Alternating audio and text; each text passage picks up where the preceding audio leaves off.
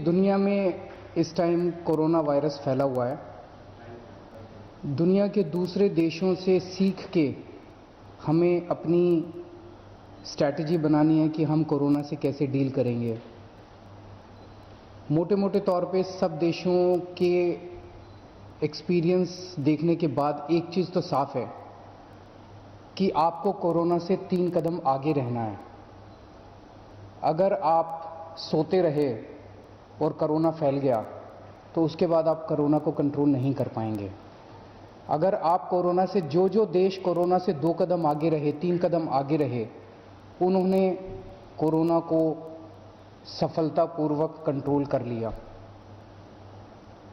इसके लिए हम सब लोगों ने मिलके, मैंने कई एक्सपर्ट्स के साथ पिछले कुछ दिनों से मैं बात कर रहा हूँ, कई डॉक्टर्स के साथ मैं बात कर रहा हूँ, कई लोगों से बातचीत करने के बाद हमने 5 स्टेप 5 बिंदुओं का हमने प्लान बनाया है कि हम आने वाले दिनों में दिल्ली में कोरोना को कैसे नियंत्रित करेंगे।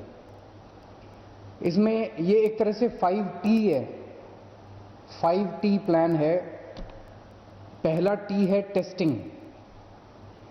हमने ये देखा कि जिन जिन देशों ने टेस्टिंग नहीं की, वो जब कोरोना फैल गया तो उसको कोरोना को नियंत्रित नहीं कर पाए। अगर आप टेस्टिंग ही नहीं करेंगे, आपको पता ही नहीं चलेगा कि कहाँ कहाँ किस किस घर में कोरोना फैला हुआ है। और अगर आप टेस्टिंग नहीं करेंगे और कोरोना फैलता गया नीचे, एक आदमी दूसरे को, दूसरा तीसरे को, और इस तरह से ये चारों तरफ फैल जाएगा। हम साउथ कोरिया का एग्जाम्पल देखते हैं कि साउथ कोरिया ने किस तरह से बहुत बड़े स्तर के ऊपर टेस्टिंग कर करके उन्होंने एक एक आदमी को आइडेंटिफाई किया कि इसको कोरोना है, इसका इलाज कराओ, इसको कोरोना है, इसको क्वारंटाइन कर दो। उन्होंने एक एक को आइडेंटिफाई किया ताकि वो दूसरे लोगों को संक्रमित ना कर सकें। अगर हम टेस्टिंग नहीं करेंगे, हमें पता ही नहीं चलेगा कि कौन संक्रमित हो गया, कौन इन्फेक्ट हो गया और कौन इन्फेक्ट नहीं हुआ। इसको अब हम बहुत बड़े स्तर के ऊपर साउथ कोरिया की तरह करने जा रहे हैं। अभी तक टेस्टिंग किट्स की बड़ी समस्या थी, अब थोड़ी सी समस्या सुधरी है। हमने ऑलरेडी 50,000 लोगों के टेस्ट के लिए ऑर्डर किया हुआ है और वो ऑर्डर आने चालू हो गए हैं। 1 लाख लोगों के रैपिड टेस्ट के लिए हम लोगों ने ऑर्डर कर दिया है और शुक्रवार से हमें वो 1 लाख रैपिड टेस्ट कराने के लिए हमारे पास डिलीवरी चालू हो जाएगी।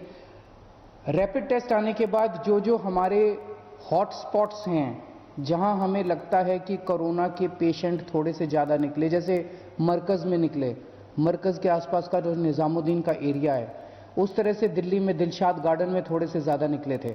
तो उस तरह से जितने हमारे ऐसे एरियाज़ हैं, उन एरियाज़ के अंदर हम ज़्यादा रैपिड टेस्ट को ज़्यादा इस्तेमाल करके वहाँ पे रैंडम टेस्ट कराएंगे ताकि हमें पता चल सके कि कोरोना कहीं वहाँ ज़्यादा फैल तो नहीं रहा और हमें पता ही ना चले।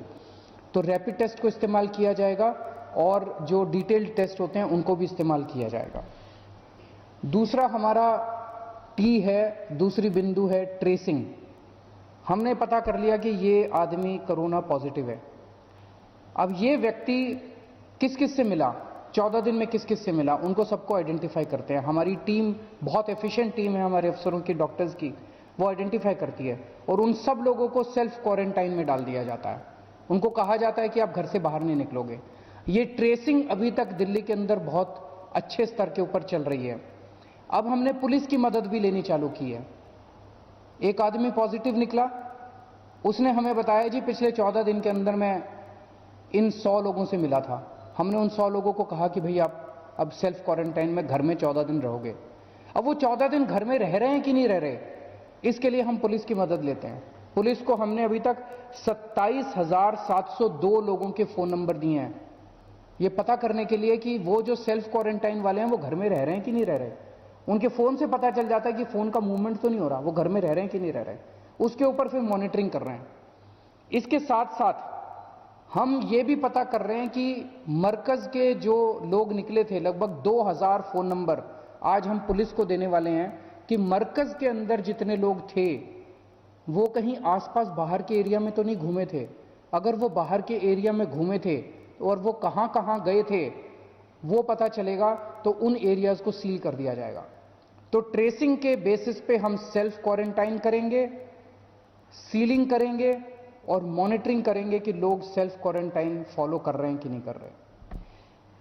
हमारा तीसरा टी है ट्रीटमेंट। जो बीमार हो जाता है फिर उसका इलाज कराना है हमें। अभी तक दिल्ली में लगभग 525 टोटल कोरोना के पॉजिटिव केस आए हैं। हमने इस टाइम ऑलरेडी लगभग 3000 बेड्स की क्षमता तैयार कर ली है। एलएनजेपी हॉस्पिटल हमने पूरी तरह से कोरोना हॉस्पिटल डिक्लेयर कर दिया। अब वहां पे कोई इलाज नहीं हो रहा है। 1500 बेड वहां पे हैं। वहां पे केवल और केवल कोरोना वालों का इलाज होगा। जीबी पंत हॉस्पिटल में 500 बेड हैं, उसको हमने कोरोना हॉस्पिटल डिक्लेयर कर दिया। वहां पे अब किसी का इलाज नहीं हो रहा है। Rajiv Gandhi super speciality hospital में 450 बेड्स हैं, उसको हमने पूरी तरह से कोरोना हॉस्पिटल डिक्लेयर कर दिया। वहां पे अब किसी का इलाज नहीं हो रहा है। तो इस तरह से 2450 बेड्स सरकारी क्षेत्र में हैं और 400 बेड्स हमने प्राइवेट हॉस्पिटल्स के अंदर कोविड डिक्लेयर कर दिए हैं। इसमें मैक्स साकेत का ई ब्लॉक पूरी तरह से कोविड डिक्लेयर कर दिया गया है, जहां पे 318 बेड्स हैं। अपोलो के 50 बेड्स कोविड डिक्लेयर कर दिए गए, वहां पे और कोई ट्रीटमेंट नहीं होगा। गंगाराम कॉलमेट के 42 बेड्स, वो अलग बिल्कुल बिल्डिंग है उनकी, उसको हमने कोरोना के लिए डिक्लेयर कर दिया, वहां और कोई ट्रीटमेंट नहीं होगा। ये सारे मिला के 2950 बेड्स बनते हैं। आज दिल्ली में 525 पेशेंट्स हैं। 2950 बेड्स हमारे कोरोना के लिए अलग से ईयरमार्क कर दिए गए हैं। तो लगभग अगर 3000 तक पेशेंट्स होते हैं तो हमारे पास हॉस्पिटल्स के अंदर बेड्स हैं। 3000 क्रॉस कर जाता है तो हम जीटीबी हॉस्पिटल को पूरी तरह से कोरोना डिक्लेयर कर देंगे। जीटीबी में हमारे पास 1500 बेड्स हैं, तो 4500 बेड्स हो जाएंगे। इस तरह से हमने प्लानिंग की है कि 3000 पेशेंट होंगे तो क्या होगा, 4000 पेशेंट होंगे तो क्या होगा, 5000 पेशेंट होंगे तो क्या होगा, 6000 पेशेंट होंगे तो किसको टेक ओवर करेंगे। इस तरह से 30,000 एक्टिव पेशेंट्स, अगर दिल्ली में 30,000 पेशेंट्स हो जाते हैं, एक्टिव पेशेंट्स, ट्रीट किए हुए नहीं, कई लोग ऐसे हैं जो कि अस्पताल में आए, इलाज हो गया, ठीक हो गए और घर चले गए, वो नहीं। 30,000 एक्टिव पेशेंट्स जब दिल्ली में अगर होंगे, उसकी हमने पूरी तैयारी की है। 30,000 एक्टिव पेशेंट्स में हमारे पास 8,000 हॉस्पिटल के बेड्स होंगे। वो कौन कौन से हॉस्पिटल्स में होंगे उसकी सारी चिन्हित कर लिया गया है कि इतने के बाद फिर इस हॉस्पिटल को टेक ओवर कर लेंगे, इतने के बाद इस हॉस्पिटल को टेक ओवर।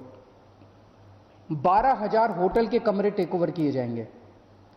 किस किस होटल को कब टेक ओवर किया जाएगा इसकी भी चिन्हित कर लिया गया है कि 8,000 पेशेंट होने के बाद इस होटल को टेक ओवर किया जाएगा, 7,000 पेशेंट होने के बाद इस होटल को टेक ओवर किया जाएगा, और 10,000 पेशेंट्स को बैंक्वेट्स और धर्मशालाओं में रुकवाया जाएगा। तो 30,000 जब हमारे पास पेशेंट्स होंगे तो जो सबसे सीरियस पेशेंट्स होंगे, जिन पेशेंट्स को हार्ट की बीमारी या लिवर की बीमारी या कैंसर या सांस की बीमारी या डायबिटीज होगी, वो और जो 50 के ऊपर की उम्र के होंगे, इन लोगों को अस्पताल में रखा जाएगा। और जिन लोगों को माइनर सिम्टम्स होंगे, जो 50 के कम की उम्र होंगे, कोई और बीमारी नहीं होगी इस तरह के, उनको हम होटल में और धर्मशाला में आइसोलेशन में रखेंगे। लेकिन वहां भी सारी मेडिकल सुविधाएं मौजूद होंगी, वहां भी डॉक्टर्स, नर्सेस, सारी मेडिकल सुविधाएं मौजूद होंगी। लेकिन जो सीरियस किस्म के पेशेंट्स होंगे उनके लिए 8,000 बेड्स का इंतजाम किया जाएगा। कितने पेशेंट्स होने पे हमें कितने वेंटिलेटर्स की जरूरत पड़ेगी, कितने ऑक्सीजन की जरूरत पड़ेगी, इसका भी पूरा खाका तैयार है। 30,000 पेशेंट्स होने पे हमें 400 वेंटिलेटर्स की जरूरत पड़ेगी, 1200 ऑक्सीजन के बेड्स की जरूरत पड़ेगी। इनकी सबकी तैयारी की जा रही है, काफी तैयारी हो चुकी है। हमें कितने पीपी किट्स की जरूरत पड़ेगी, कितने पेशेंट्स पे, इसकी पूरी कैलकुलेशन की जा चुकी है। इस वक्त बाकी चीजों की उतनी दिक्कत नहीं है, पीपी किट्स की थोड़ी सी समस्या आ रही थी, थोड़ी सी मदद कल केंद्र सरकार से पहुंची है। हमें पीपी किट्स के हमने काफी सारे ऑर्डर कर दिए हैं, लेकिन अगले हफ्ते तक वो ऑर्डर आने चालू होंगे। इस दौरान थोड़ी इमरजेंसी सिचुएशन थी। कल केंद्र सरकार से परसों चिट्ठी आई है कि 27,000 पीपी किट्स वो हमें दे रहे हैं, वो आज या कल में आ जाएगी। तो फिलहाल पीपी किट्स की समस्या भी हमारी दूर हो जाएगी। तो ये ट्रीटमेंट है, तीसरा टी ट्रीटमेंट है। चौथा टी हमारा है टीम वर्क। ये कोरोना को अकेले कोई नहीं ठीक कर सकता। कोई अगर ये सोचे कि मैं अकेला कोरोना को ठीक कर दूं, वो नहीं हो सकता। ये टीम वर्क पे जब तक हम काम नहीं करेंगे टीम की तरह, और मुझे बड़ी खुशी है कि आज सारी सरकारें एक टीम की तरह काम कर रही हैं। राजनीति से ऊपर उठ के सारी सरकारें, केंद्र सरकार, राज्य सरकारें, सारी एजेंसीज, सब एक टीम की तरह काम कर रही हैं। और मुझे बहुत खुशी है कि हम सब मिलकर एक टीम की तरह काम कर रहे हैं। इसमें सारी राज्य सरकारों को भी मिलकर काम करना पड़ेगा। अगर हम दिल्ली के लोग यहां बैठ के सोचें कि अपने को दिल्ली का सोचना है, महाराष्ट्र में कोई बीमार पड़ रहा है तो अपने को चिंता करने की जरूरत नहीं है, ऐसा नहीं है।